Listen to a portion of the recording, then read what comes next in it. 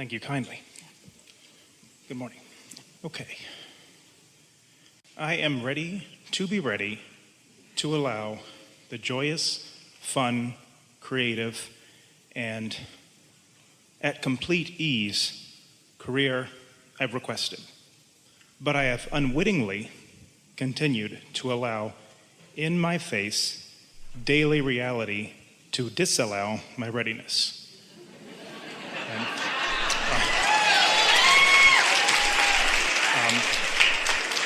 Well, you can't have it both ways. In other words, you're either ready or you're not. So what you're actually saying is, I want to be ready, but I'm not always. But sometimes I am, and sometimes more than others.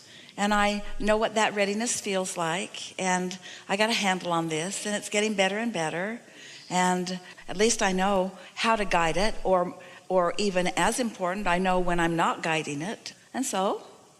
well, one thing that in the past 3 or 4 days, listening to you, of course, that I've thought of that really helps drive me into the solution part is I think about what I'm asking for, what I want. Then I think about how broad the universe is, how expansive it is, how amazing, magnificent it is. You know, everything from wonderful people to wonderful food to wonderful entertainment to just, you know. And when I look at how all that exists and continue to expand every day, and then I look about just the few things I'm asking for, it's absurd to think that I can't have them. Really good point. Yeah. Really good So point. where I get caught up in is my description. Before you go further, we want to just insert something here that we think will be meaningful to the conversation. As you've observed us here today, and at other times perhaps, have any of you noticed how there is nothing that we enjoy more than a really good question? And have you noticed how just really good answers come in response to really good questions? You notice that? And have you noticed then that really good solutions come in response to really good problems? Doesn't it sort of make you want to let yourself off the hook a little bit and give yourself the leeway of identifying what the problem is so that you can experience the joyous experience of the solution taking shape because you let the problem take shape? You don't let the problem take shape. Better said, the whole time the problem is taking shape, the whole time the solution is taking shape. It's happening at the same time. You just have to decide, how big does this problem need to get before you're ready for the solution? How about that for a good way to say it? Well, the problem is not very big, so the solution won't be very satisfying. So I think I'll let it get really, really, really big, and then the solution will be really, really, really satisfying. There's more to that than you will admit, because you like the drama. Yeah. I suppose to make it simple, my concrete example is I am very happy with the kind of work that I do, but the content of it bores me and depresses me often. And I know that the best way to get away from that is not to think about getting away from it, but focus on what it is I want to do. So does the work just not have the potential of having the kind of expansion in it that you want? The work itself, it does. Yes. Because every particle of the universe has the properties of expansion within them. So why have you decided to carve out a different attitude about this particular subject? Because the work itself can be fun and inspiring, but it's somehow I veered off into the content. The subject matter is just not creative to me. It's not rewarding. But in the process of doing that, didn't you create a solution that you're depriving yourself of? Yes, yes. And isn't the answer to how to cease the deprivation, to cease pinpointing the deprivation? It's the story that you're telling that is the problem. You see, you don't know that because it feels to you like you're telling the story in response to this reality. And that might be. But you're creating the next reality in response to the story that you're telling about the current reality. So now you started to tell the story a little bit differently. So keep doing that with us here for a moment. Okay. I like the kind of work I do. I just want a different what? I want the actual stories that I'm telling in my work to be more fun. I want them to be more creative. I want to work with like-minded people on that creative vibe. Can you feel in any way that that desire is more powerful, that that desire while you may not be allowing it quite yet, that it's getting bigger because of the contrast that you've been living? It certainly feels very pleasant to think on it. And it's not hard to feel that pleasantness when I think about it. So what's the problem? The fact that I don't mean to do it, but when I sit down at my desk every day and bring up these videos to edit, I'm just like, oh, this again, and it's 8 hours of it, and it's 8 hours of, have you got these videos done? Here's more of them, and they're all, it's hard for me not. So we have some questions for you. So there's a process that you use for this. There's a computer program that assists you in the process of it. Are you becoming more skilled at it? That I am, yes. Are you considerably more skilled at it with the most recent editing than in the early editing? Definitely. Is there satisfaction in your personal improvement about it? Yes, oh yes.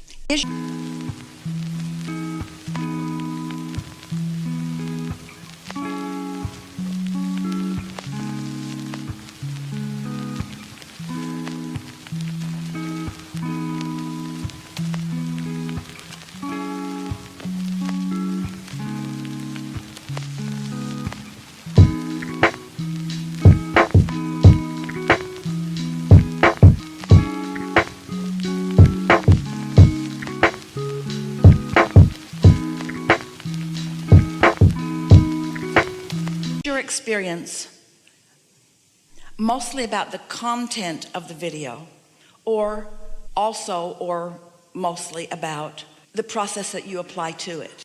It's the content, yeah. But doesn't need to be. No, it doesn't have to, no. Couldn't your process be more important to you than the content? Couldn't you take satisfaction in the improved approach that you have? Has it ever surprised you that you could go so long before you figured out a substantially better way to do something when that better way was possible all along? Happens often. Do you think that you have some unique tricks or skills that you've discovered that you apply that others using the same program may not even know about? Yeah. Can you feel that your focus varies, that sometimes you're more intuitive than others? Definitely. Is it possible that there is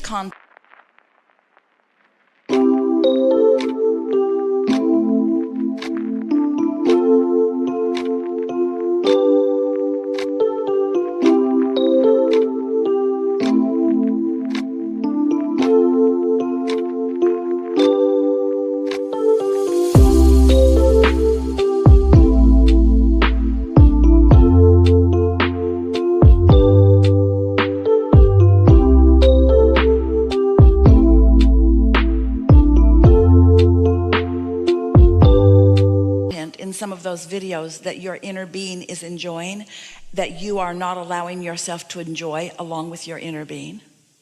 Possibly, yes. Let's really stay here for just a moment, because this is always true. When you feel negative emotion, you always have a different perspective than your inner being. Oh, my inner being likes this. My inner being sees some value in this, and I'm choosing to see no value because I've decided even before I started this one that it's just like the ones that have come before, when nothing is just like what came before. You're different in every moment. Your relationship with your inner being is different in every moment. And just as your ability to hone your skills relative to the process keeps improving, and it does, your ability to receive something from this really tremendous amount of content that's flowing through your fingertips is there also. Ooh, could this be a resource of information for me? Could there be something hidden between the lines? Esther is watching the World Series, and Esther is discovering things about what Abraham teaches that are evident in everything that's happening on that baseball field. It's not just a baseball game. It's evidence of the laws of the universe. It's evidence of momentum. It's evidence of the way the energy is flowing. It's evidence of how that person feels right here, right now. It's evidence of the momentum of the crowd. It's evidence of everything that she's come to know. And the satisfaction factor in watching, Esther has previously described baseball games as equivalent to watching paint dry. But not this time. There is always the ability to comprehend at a deeper level whatever it is that you're focused upon. And when you cut yourself off from that, you can't help but have an unpleasant time. Okay, yes. I think you've taken care of me. And anyway, there's another thing we want to cap this off with, and you're going to like this. Conditional living of life, which is I seek out good conditions to observe so that I can have a good feeling response to what I'm observing, traps you because it makes you need only good conditions in order to feel good. But achieving alignment anyway frees you to the entire spectrum of life and this planet and the participants on it. There are riches for you in the most unlikely places. And when you discover them, then a plethora of magnificent things is possible to be discovered everywhere. So if you were on a treasure hunt and all the treasures were just laying on top of the ground for everyone to see, and so it just became a mad dash to see who could elbow each other out of the way to scoop up the treasures, think about the satisfaction factor in that. Or think about the treasures being disguised and hidden where only really intuitive, tuned in people can find them. And imagine yourself tuned in. Imagine others tuned in too. Imagine watching the discovery for yourself and others of these treasures and measure the satisfaction factor. You didn't say, I want the treasures to be obvious. You just said, I want treasures. And we know for sure that this treasure called satisfaction is in so many places that people don't allow because they've made up their mind. There's no treasure here. There's no treasure here. Well, if you believe there's no treasure there, you're not going to find one. But if you believe there is a treasure everywhere, it might be worth 8 hours of editing to find it, because when you find it, it's going to feel worth it. Mm-hmm. It's going to feel worth it. Really good. Thank you. Yeah.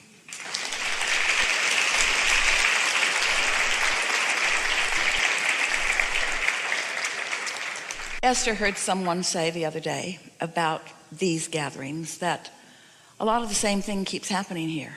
And Esther was astonished because she finds the treasures in every conversation.